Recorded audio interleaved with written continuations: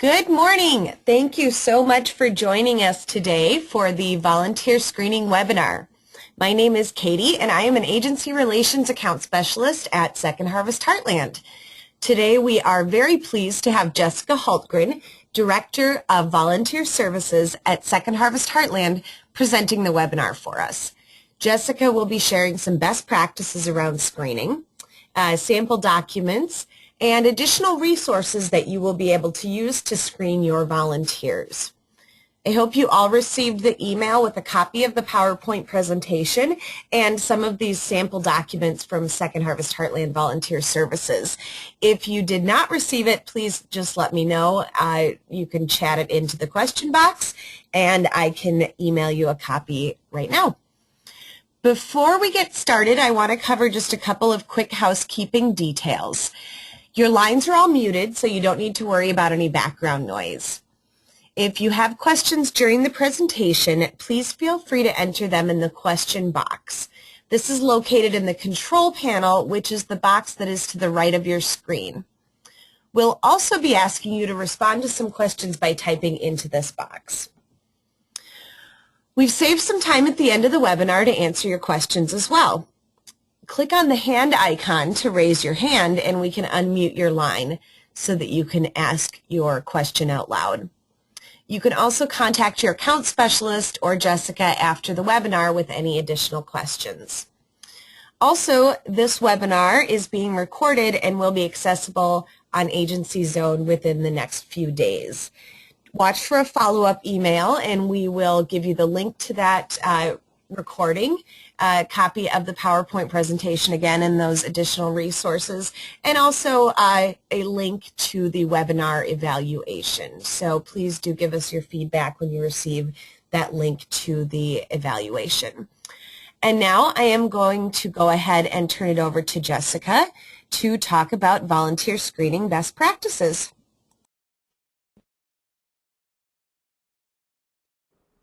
All right, thank you, Katie. As Katie mentioned, I'm the Director of Volunteer Services here at Second Harvest Heartland. Prior to working here, I spent 9 years at Big Brothers Big Sisters, and a lot of my experience in this area under this subject matter comes from Big Brothers Big Sisters. So I will say our intent is to give you some very pragmatic tips and resources for volunteer screening, in hopes that you can, quickly apply them and use them. I'll also say that we don't do all of these things expertly at Second Harvest Heartland, so we're kind of in process of learning as well. The other disclaimer I will give you is that this is my first webinar, and I'm panicking a little bit because I saw one of you in the audience has the same name as my realtor, so I was a little worried that somehow my realtor got on the line. But anyway, so bear with me. We are going to start actually with just getting some audience input and participation. I have a question for you. So that question is, have you ever encountered issues with a volunteer that could have been prevented through more thorough screening? And if you could take a few minutes here in the questions box and describe any situations, I'll give you a few minutes to do that, and what I'd like to do is refer back to some of these issues or examples throughout the presentation or at the end even. So I'm just going to take a little bit of time here and let you answer that question.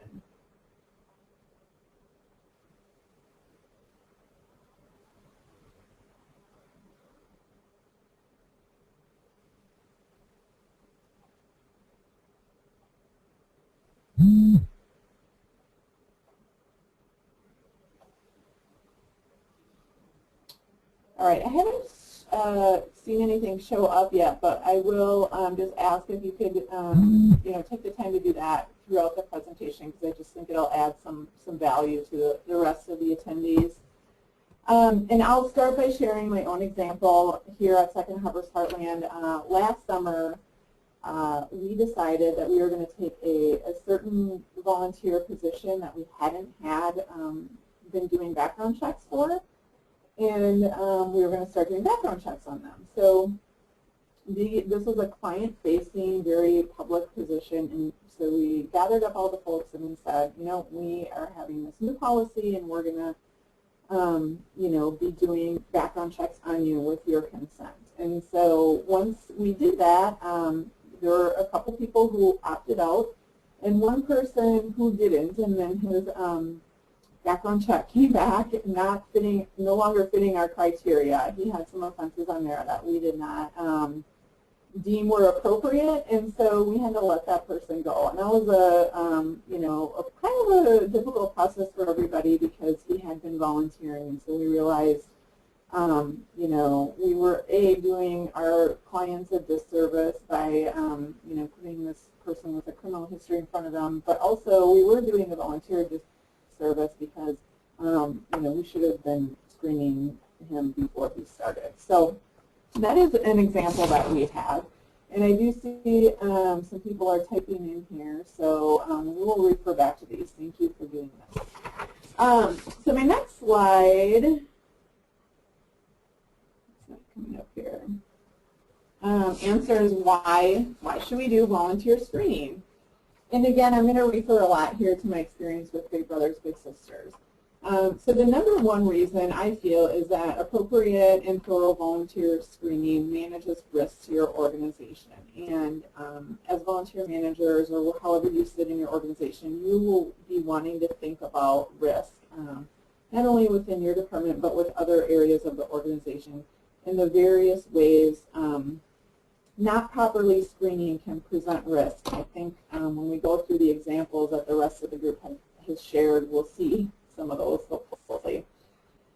The second point is that good volunteer screening promotes long-term retention, and I think hopefully we all know that as being volunteer managers, but if you do the work on the front end, it saves you time on the back end. And so finding that good fit with volunteers really takes place in the screening process.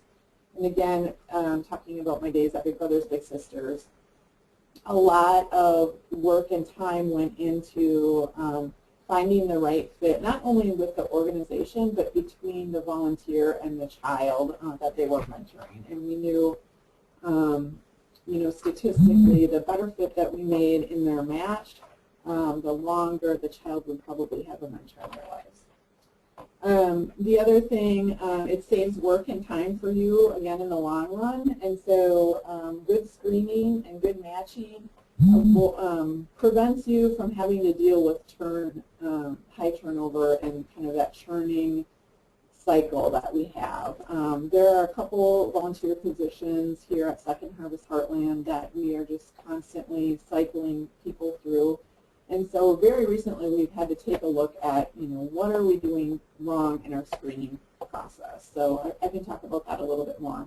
And then the final piece is that appropriate and thorough volunteer screening really validates your organization and gives you a legitimacy. You know, you definitely don't want to convey that you'll take anybody because I think volunteers like to know that they are part of an organization that you know, uses discretion and, you know, professional strategies and whatnot. So again, another example of this at Big Brothers Big Sisters is we knew that that the public knew we were very good at volunteer screening, and so sometimes people, you know, with questionable backgrounds were deterred from ever being involved with us because they knew just how good we were at that. Let's see. Okay. So really, the basis of volunteer screening starts with kind of the framework that you put together, and that to me goes back to, you know, laying the foundation through your policies and standard job descriptions and those types of things.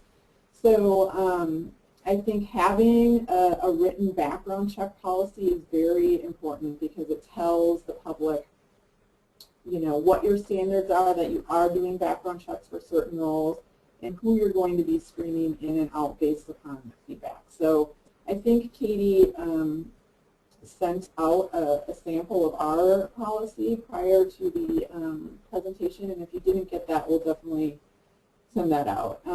Another important policy is our confidentiality policy that tells volunteers, whatever we learn about you in your background will be kept confidential, including things like your social security number, your criminal background, your address, those types of things. And also tells volunteers that we will be keeping information about clients and our organization and our donors, that they will be asked to keep that confidential. Is another basic policy that I would start with. And then another one that we haven't always had here at Second Harvest Heartland, but we've had to use it now, is a termination policy. And so that just talks about the terms by which we decide, when and how we're going to let volunteers go. And the way our policy is written is basically we reserve the right to blank, and you really do. And if you have the benefit of legal counsel once you're drafted your policies, if you don't have them already, I would definitely recommend running them through some sort of legal counsel or HR resource, something along those lines. The next thing is having standard uniform job descriptions that are regularly updated. And we do another training here at Second Harvest Heartland, and it's all about,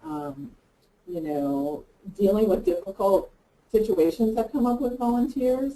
And a lot of times, difficult situations can be addressed or avoided on the front end by having appropriate updated job descriptions. Because when a volunteer is doing something that they shouldn't, you can always refer back to the job description. And again, I believe Katie included that in the materials that we sent out ahead of time.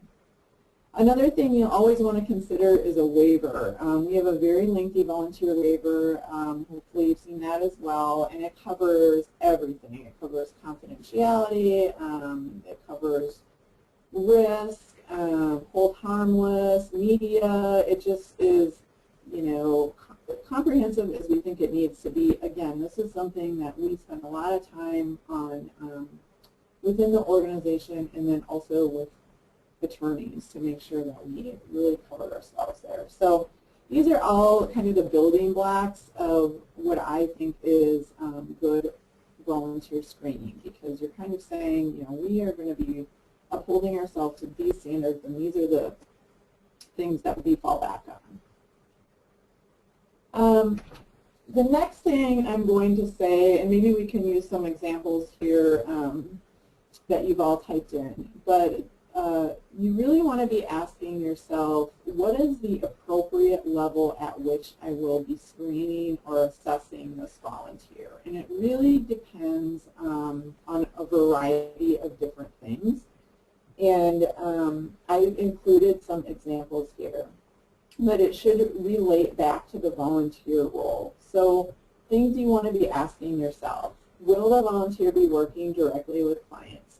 If so, you definitely want to have, a variety of layers that you're doing. You don't just want to, let anybody come through the door. In the example we have here at Second Harvest Heartland is we have, several hundred volunteers that work with clients directly. And of course we screen those people, but we have thousands and thousands of volunteers who come to our warehouse to sort and repack food. We don't screen those people at all. They, at that volume we just can't. And so they sign up to volunteer, they come, they're supervised by our staff, and all is well. They sign our waiver. And so be thinking about, as you're looking at your various different volunteer roles, what elements of screening are you going to include? Other questions to ask: what is the level of direct staff supervision? In the example that I used in our warehouse, there's a lot of direct supervision, and so there's little risk there. But if you have somebody, working 8 hours a day and they only check in with their supervisor for the first 10 minutes, they're going to need probably some more thorough screening. Another big thing to be thinking about is what information will the volunteers have access to. I think we all know, from identity theft and other things that are happening out in the world, that people can do a lot of damage with information. So when you think about volunteers, do they have access to your donor database? Do they have access to the client or volunteer databases? Do they have access to your financials or proprietary information? If they do, you definitely want to be doing some good screening steps there. Other questions: what level of autonomy will the volunteer have? Will the work take place in your facilities or out in the community is another big one. And will they be representing you to the broader public?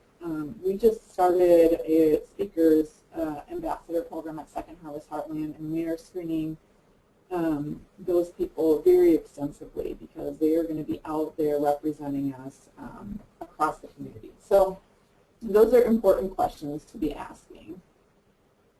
And I'm going to try to just look at my question box here.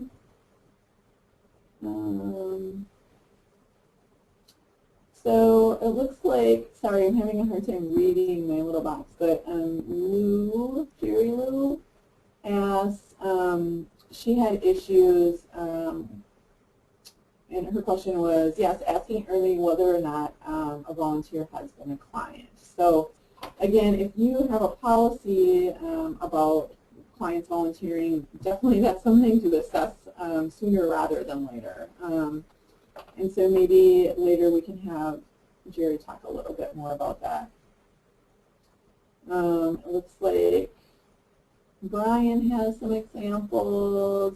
I might have to go back to this because I'm having a hard time reading it. So I'm going to move along to the next slide, and that is critical elements of screening. So as I mentioned at Big Brothers Big Sisters, we leveraged every screening tool possible. We were extremely extensive in our screening because there was a ton of risk involved. So a very good starting point is having a volunteer application.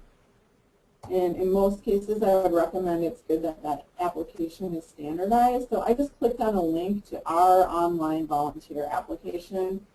And you can see it very, very basic. It's just the volunteer, what position they're applying for, and then their name, address, contact information, emergency contact information, employer, and then some very basic questions. Along with that, they're online agreeing to our waiver, release, and confidentiality agreement. So, you know, one standard application is important.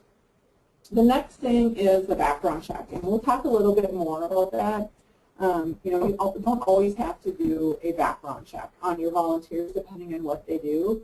But I would definitely, you know, err on the side of caution here. There are lots of affordable background check resources, and it's an important step in most cases. So again, I just quickly linked to our form. We actually have a paper form in an electronic way where they can submit their background check. The vendor that we use, which I'll talk about a little bit more, is the McDowell Agency. We were connected to them a long time ago through MAVA.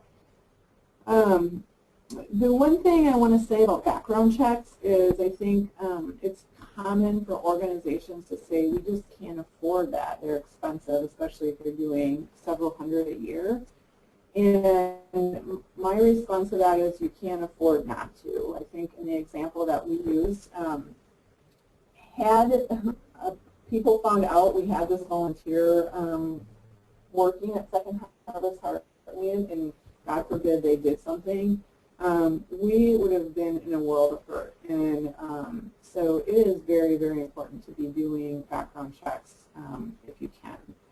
And one of the things, when I was at Big Brothers Big Sisters, we went through a transition where we were paying for background checks, and you know they can cost anywhere from $20 to $40, $50 depending on where the people live. And so we started asking our volunteers to help offset the cost of that. And that was a hard transition for us to make, but it, you know, volunteers did not balk at it. We just said it's part of the application process.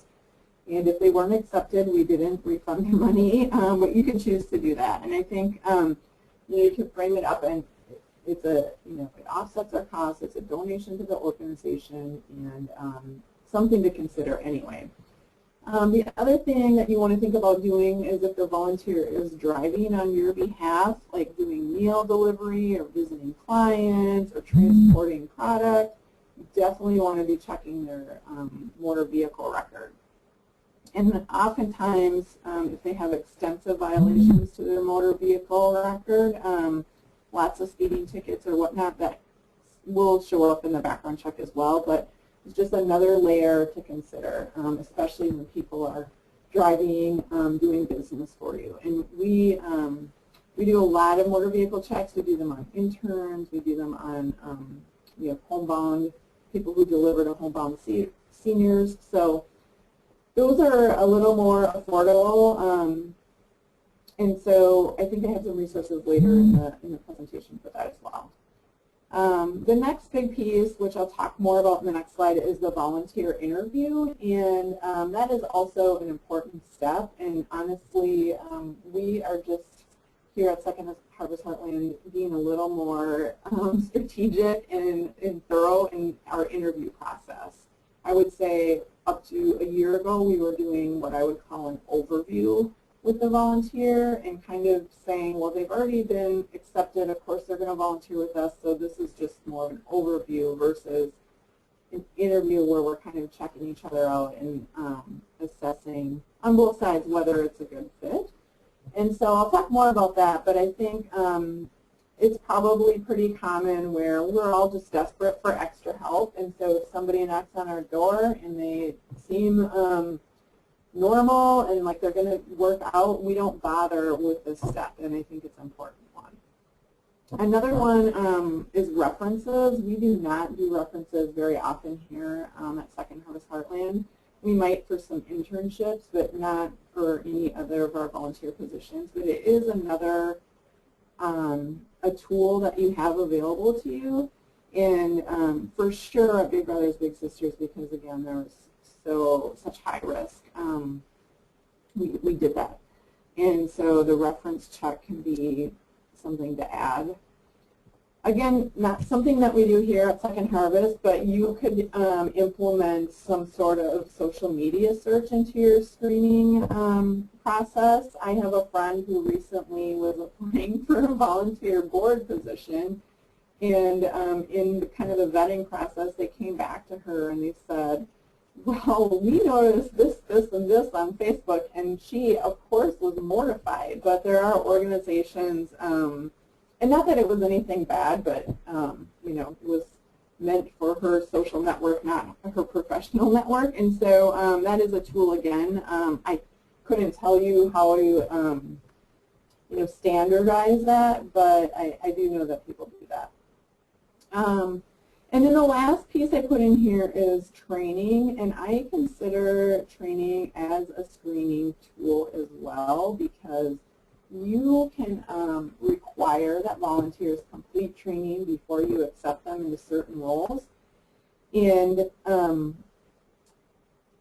that is a time and opportunity for you to engage with them and kind of see them interact with others and how are they responding to the information. And it was something that we relied heavily on, again, at Big Brothers Big Sisters, is watching the volunteers at training and were they engaged, were they participating, how were they treating their fellow participants. So I do think that's a screening step, and you can consider not doing training or not accepting someone until they have completed training. Jessica, this is Katie. I'm wondering if you can talk a little bit more just about the references. I know you said that at Second Harvest we do not usually do references, but at Big Brothers Big Sisters, just what that process looked like, if you were doing phone references or email, or how that process can look at a different organization. Can you hear? I hope you can hear me. I think I'm on. Okay. Yep. People can hear me. It says. So in regards to references, again, I'll just go back to my experience at Big Brothers Big Sisters. We would not match anybody until we had 3 references for them. So we, in their application, would ask for, I think, 5 or 6 references in hopes of getting 3. And so it's extensive, and that is, you know, as you might imagine, pretty time consuming. Our first preference, and I can't recall, it's been a while, but I feel like we had set some sort of standard where one of the references for sure had to be a phone reference and the other two could be written. We had standards of how long they knew the person and what capacity, so they couldn't be like all coworkers or professional references.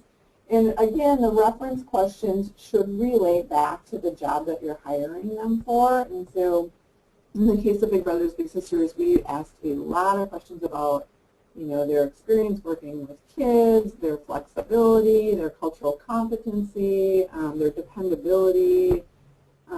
Had the reference seen them interacting with kids? Would the reference leave them alone with their own children? Those types of things. And so I think, you know, as far as screening tools go, those are very, very helpful if you have, you know, the time to invest in them. So hopefully that answers your question, Katie. Yes, So, thank you. And I also wanted to let you know that I can read off those responses from folks if we want to do that. Otherwise, you should be able to pop out that box so you can see them better. I don't know why I cannot see this. Maybe if you want to just take a few, stop here and ask them, that would be great. Sure, sounds good. So we have a couple things here. You mentioned from Jerry asking early whether they had been a client. We have here coordinating volunteers at a domestic violence shelter, and one struggle that we have had was how best to screen previous clients who are interested in being volunteers or interns and how they are or where they are at in their healing process. So kind of a similar question, but a little bit more of an involvement with the organization maybe in that case. So, yep, and just a couple comments about how it would have prevented a number of issues that had escalated to client or to crisis. So, Brian, maybe we can have you talk a little bit more about that later on too. Okay, thanks for those. And I think we can get into the kind of the client discussion in a little bit. We do not have a policy here about clients as volunteers, past or current, but I think that's recommended for a lot of organizations, and so my recommendation would be to just start with a policy and determining as an organization what that policy is going to be and does it work for you. And then as far as assessing where they're at in the healing process, I think we can kind of get into that a little bit here when we talk about maximizing the volunteer interview. And so this is probably highly redundant and maybe not that valuable, but I just want to kind of overview some things about interviewing. In my opinion, I don't know that a volunteer interview is much different than when you're interviewing for, you know, employment. So the thing that I start with is that the process should be clearly communicated to the volunteer, including the contingencies. So what I'm saying here is, you know, you should be telling them, okay, we got your application, thank you, we'd like to schedule you for an interview. Your acceptance into this position will be determined by X, Y, and Z, and you'll be notified after your interview of your acceptance. And being very straightforward about that, and you know, full disclosure, as I mentioned at Second Harvest, we were more doing an overview, and so volunteers did, you know, we never kind of said, well, if it seems like this isn't a good fit, we're going to be not accepting you, and so you really need to be clear about that up front. It's like a job. Again, I think the standards should, or the questions should always be standardized. Like, you know, again, when you're hiring for a position, you want to be asking people the exact same questions. And of course, it's okay to add, you know, additional questions, but I think you want documentation to show that you've covered your bases, for one, and that you're treating people fairly for 2. Again, this happened at Big Brothers Big Sisters a lot. They had a very extensive interview. It took oftentimes more than an hour, and I think it was 13 pages long. I don't know. It was very long. And we asked a lot of different questions, and sometimes people would skip over certain questions that they, didn't care for or were uncomfortable asking, and it created risk to the organization, quite frankly, that they weren't asking those. So standardize your interview. The other one is that the interview should be documented in the volunteer file. Even if you don't accept them, you want to be able to go back and say, well, we did this step and this is what they told us, and this is part of the process. And document retention, I think, is a big one in volunteer screening for that, one instance where things go wrong. I put number 4 in here. This is simply my own opinion, not based upon a best practice, but I do think that the volunteer interview should be conducted by staff versus volunteers. And, I think you could have a trusted, highly trained volunteer do interviews, but I do think it's just from a liability perspective better to have it conducted by staff. Number 5, at the close of your interview, you should have, there should be some sort of brief written assessment on why you're accepting them or not. Again, going back to kind of the paper trail, I would say. And then finally, there should be an official acceptance process, and this is another one that we are not doing the greatest job of here, but at Big Brothers Big Sisters, everybody had in their file a letter, whether it was that they were accepted or not accepted. And I think that is definitely a best practice. And in addition to that, oftentimes I think it's the best practice if you're not accepting a volunteer that you do that by phone versus letter, just as kind of a courtesy step. Okay, so let me, it looks like someone here wrote into the group that said that they have a template you can use to spell out if clients or past clients can be volunteers.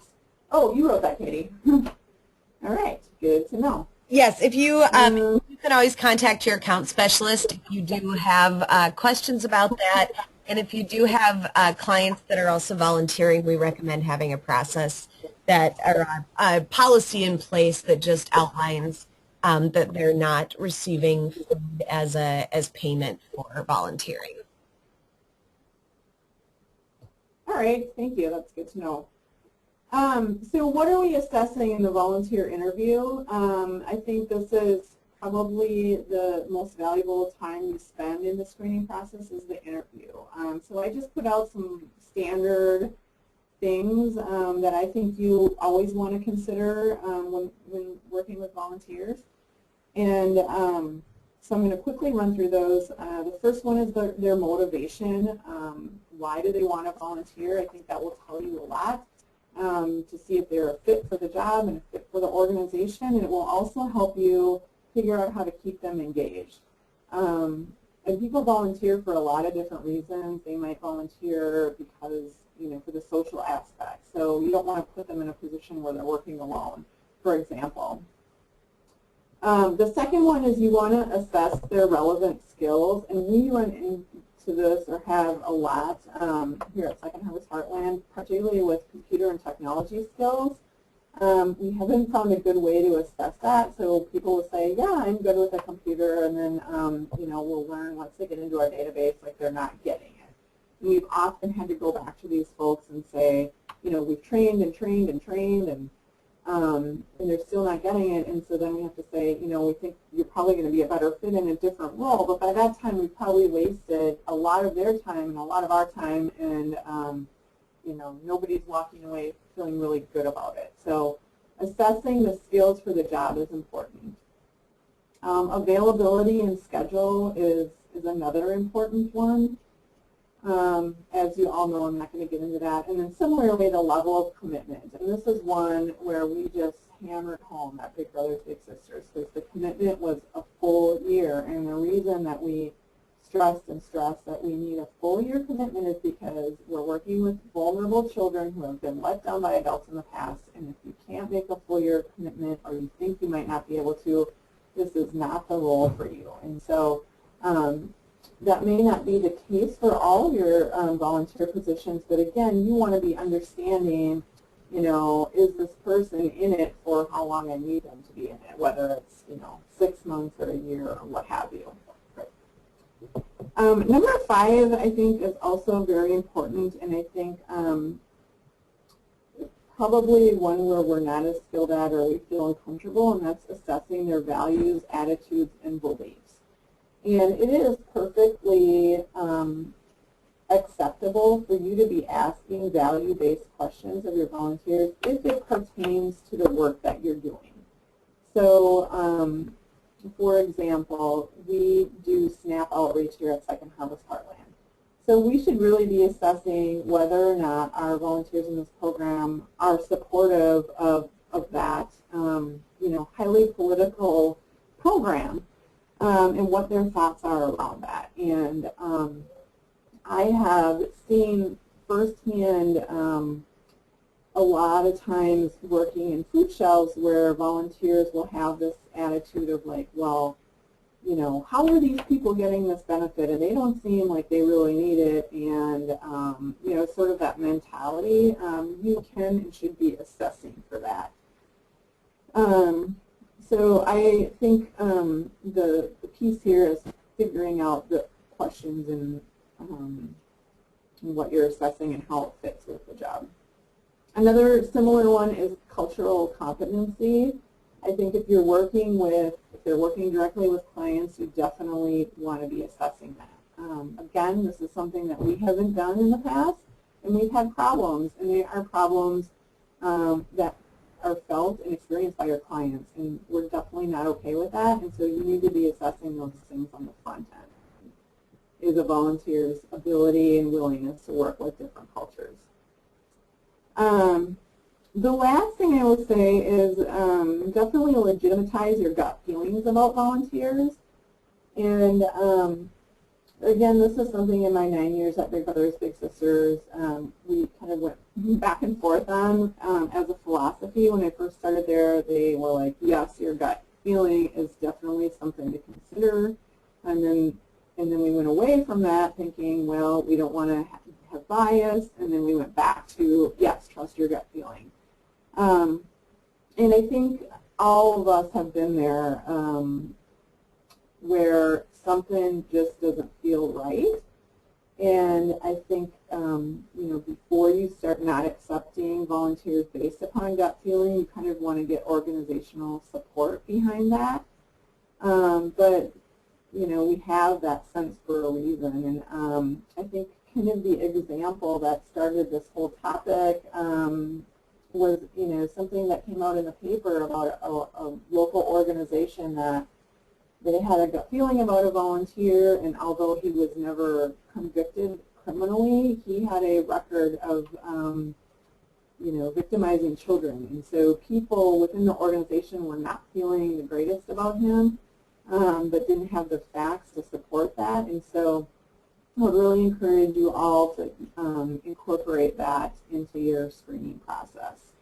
You know, in order to kind of avoid what looks like bias, you can have other people do a second interview with a volunteer to see if they pick up on the same thing. You can invite the volunteer to training and have, you know, your colleagues kind of observe and watch them. You can put them on a probation period. And so definitely always consider that because it is an important piece. Let's see. Interviewing tips, I'm not going to spend a ton of time. Wow, it's already 11:40.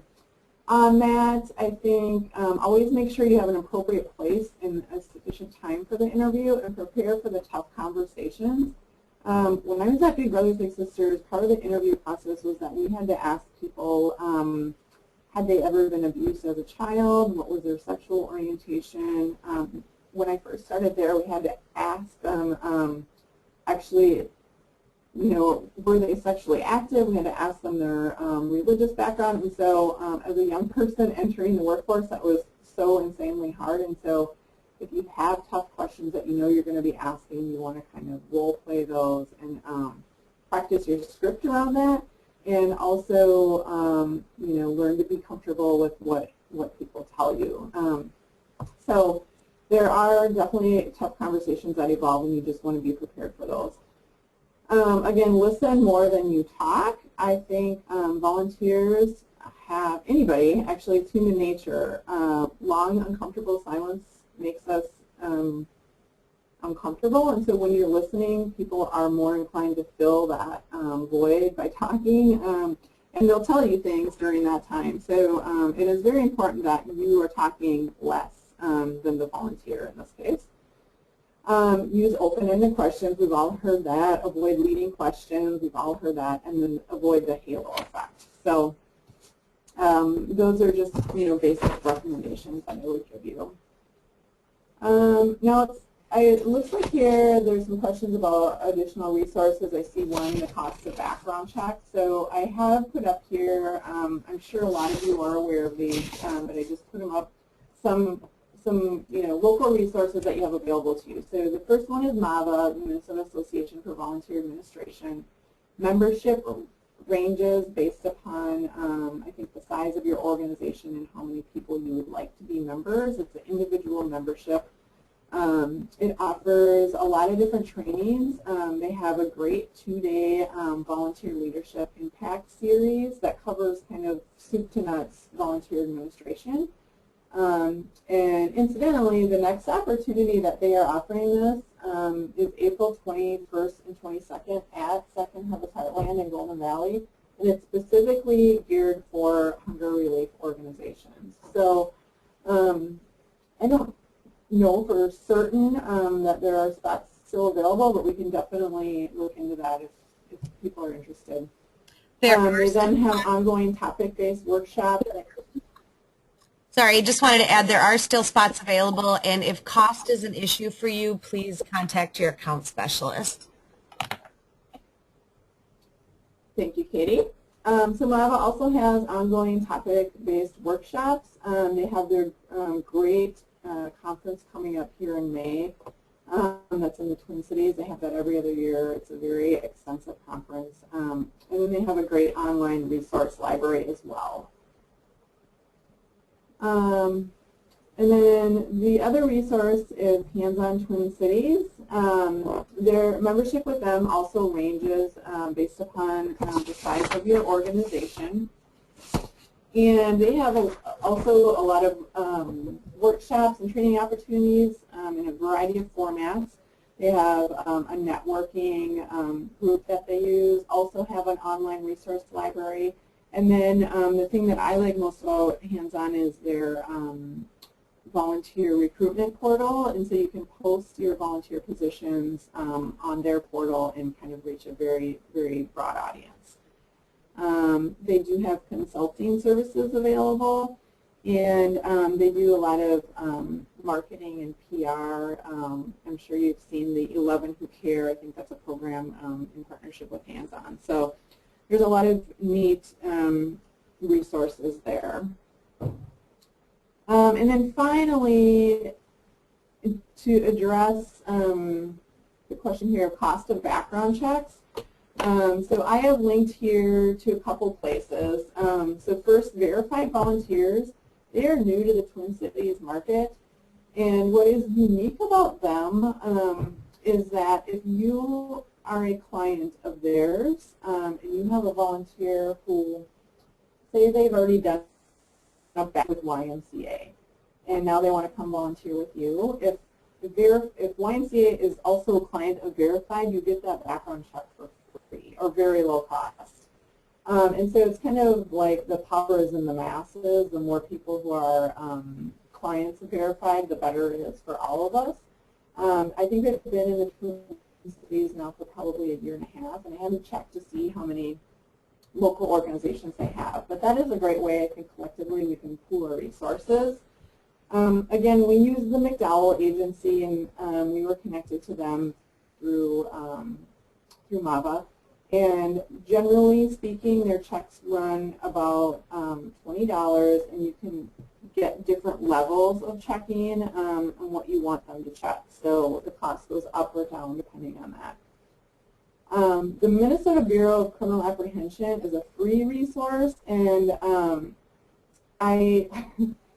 I've never used this before, but I tried to test it here and just put myself in.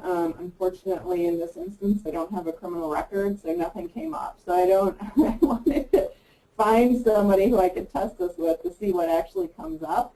But it is free. You just have to get volunteer consent. So something else to consider.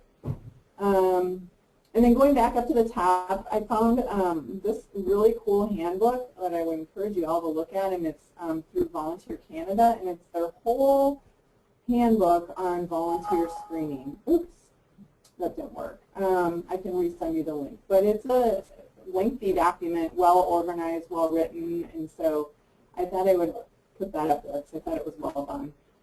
And then the Points of Light Resource Library, as many of you probably know, Points of Light is the umbrella organization for Hands-On. And so they have a great resource library. And I actually don't think you need to be a member or a client to access this. Oops, what did I do here? The other thing I noted here is I would recommend leveraging interns or other volunteers to help you with your volunteer screening efforts. They may not be able to actually do the interviews, but they definitely could help be doing kind of the paperwork and the documentation and those different pieces. And so I would encourage you to think more about that. I think a lot of us don't do certain things we should be doing because we don't think we have the time or the capacity. And again, I think interns could help you with that, or other volunteers. As I mentioned before, ask applicants to help offset the cost of their background check. And then finally, I would say start small. That is what we had to do here at Second Harvest because it was just too much to do it all at once. So we would take one job at a time, one pool of volunteers, and say, okay, here's our policy, here's what we're going to check for them. You know, we did everybody retroactively and then set up business processes for going forward. And then we moved on to the next job and the next job and the next job. And we're still not there yet, but it is much more manageable to do it that way, I feel, than trying to do it all in one fell swoop. All right, so it looks like we have about 10 minutes left, and I'd like to open it up to questions. So Katie, how do we want to do this? If people have questions, you can feel free to chat them into the box, or if you raise your hand, I will be able to see that as well, and I can unmute you so you can ask your question out loud.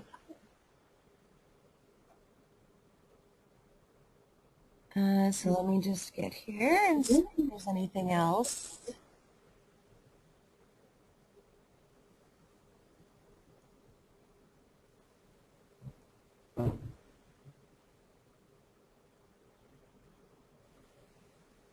And if anybody has any comments too, feel free to comment on what you do at your organization or any other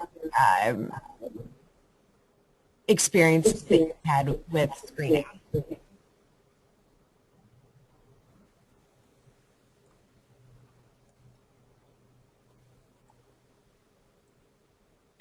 And I do just want to reiterate quickly what Jessica said about the Volunteer Leadership Training Series. It is at our West Golden Valley location, and if cost is an issue for you, you can feel free to contact your account specialist, and we'll see if there's anything we can do to assist you with that. So, Jessica, I'm not seeing any hands raised or any additional questions. And if people do have questions that come up, they can feel free to contact Jessica or myself or your account specialist.